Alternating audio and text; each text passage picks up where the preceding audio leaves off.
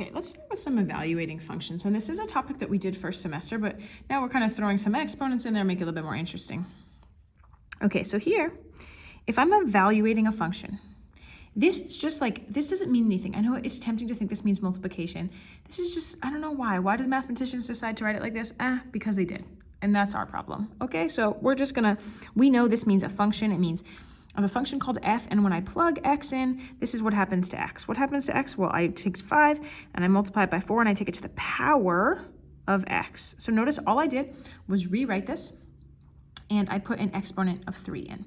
So this means, right, and we know what this means. This means, right, I could write this out, okay, and so I can even do it without a calculator, which is what I'm going to do. And I'm actually just going to do the multiplication order, doesn't matter. So I'm going to do 4 times 4 is 16. Times 4 is 64, right? 4 to the third is 64. And then times 5. So 64 times 5 is 320. Okay, and this is something that, you know, is a little easier if you use a calculator, but this is all just multiplication that you know how to do also. Okay, here, so notice this was an exponential function where the 3 went into the exponent because the x was an exponent.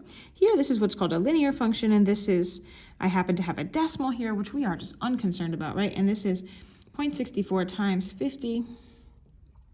Okay, again, we can do this without a calculator. This is, like for me, I think, okay, this is 64 hundredths. So if I had 100, I would have, this would equal 64, but since 50 is half of 100, this is going to equal half of that, so that's 32. Okay, again, something you could do in a calculator, but also something you can do without. But if I was using a calculator, I would just type 0.64 times 50. All right, here's another exponential function where that x is going in for the 4. I'm going to continue my strategy of doing this without a calculator. If that feels intimidating to you, you can feel free to grab a calculator. But again, this is 0.5 to the power of 4. And so what this means is 48 times 0.5 times 0. And what I'm going to do, just because I'm going to get mixed up between the dots and the decimal points, I'm going to just write this as 1/2, right? This is 48 times 1/2 times 1/2 times 1/2 times 1/2. You could view this as 0.5. And if you were using a calculator, that'd probably be easier, right? Like if you're using a calculator, you could just do it like this, 48 times 0.5 times 0.5 times 4 times, okay? Just for the sake of fun and math being awesome, I'm going to do it without. 48 times 1/2, that's half of 48, that's 24. Then times a half of 24 is 12, times a half of 12 is 6, times a half of 6 is 3. So once again, I'm choosing to do it without a calculator. You do not have to. You are welcome to use a calculator in this situation. Okay, we're going to just take some straight notes on linear and exponential functions because I'm just going to put it all in one place for you. So a linear function looks like this. It looks like y equals mx plus b. And really do take the notes here because the notes pertain to different questions in different ways. So this value here is called the y-intercept. And other things we call the y-intercept, we call it the starting point. We also, a popular way to refer to this is also called the initial value. This just means the value that I'm starting with in some situation, okay?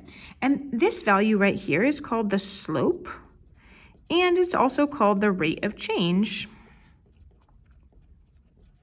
And so what that means is that if this slope is negative, if this slope is a negative number, right, that means we have a negative rate of change. And what does that look like? That means the graph is going to be a line that looks like this, right? The line is going to be, it's going to say, you know what, as I'm going from left to right, whatever my number is, whether we're talking about money or we're talking about height or it doesn't matter. The value is going down. Whereas if this slope is a positive number, that means I'm looking at a positive rate of change, and that graph will look like this. It'll look like something is going up, right? We always read from left to right, so this line is going up, okay? And then in terms of the tables, like if I have a table where I have x and y, if I have a table where a value is going down and it's linear, right, that's what that's going to look like is there's going to be a subtraction, right? This is going to be like -3, -3, -3. We're going to be subtracting the same number each time. And maybe we're subtracting 10, or maybe we're subtracting 3, or maybe we're subtracting a fraction. It doesn't matter. But if we're subtracting from row to row, that's a negative rate of change in a linear function.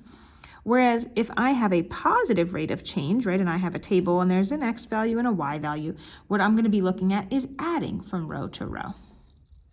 Okay, so this is adding from row to row. Now here you can view this as adding a negative number. That's kind of how I like to hold it in my head. But either way, whether I'm adding or subtracting, this is a linear function, and our rate of change is here, and it can be positive and it can be negative. Okay, and our graphs are straight lines. They either go, they're slanting down as we read from left to right if it's negative, or they're slanting up from left to right if it's a positive rate of change. Now, exponential functions look a little bit different. In exponential functions, the big thing is that the x is in the exponent, okay? And in this case, we still have a starting point. And this is still, and I'm gonna write like literally exactly the same thing here because I want you to see that these are exactly the same. This is that y-intercept, that starting point, that initial value. This is very much the same concept as here. And then this b value here, this is either the growth factor or the decay factor. And let's talk about when it is which one. So this is the growth or decay factor, and that's what it's called. And that's going to tell us how this number is changing. So we're starting with 500 of something, and it's being divided in 2 each round, or it's being multiplied by 5 each round, whatever it is we're talking about. So if this growth or decay factor is less than 1, meaning it's a decimal or it's a fraction that is less than 1, okay, like this is less than 1, this is called decay. This is called decay, right? This value, if I multiply this starting value by something that's less than 1, it's going to get smaller, right? This 48 got smaller. Half of 48 was 24. It's getting smaller. This is decay. And in that case, the graph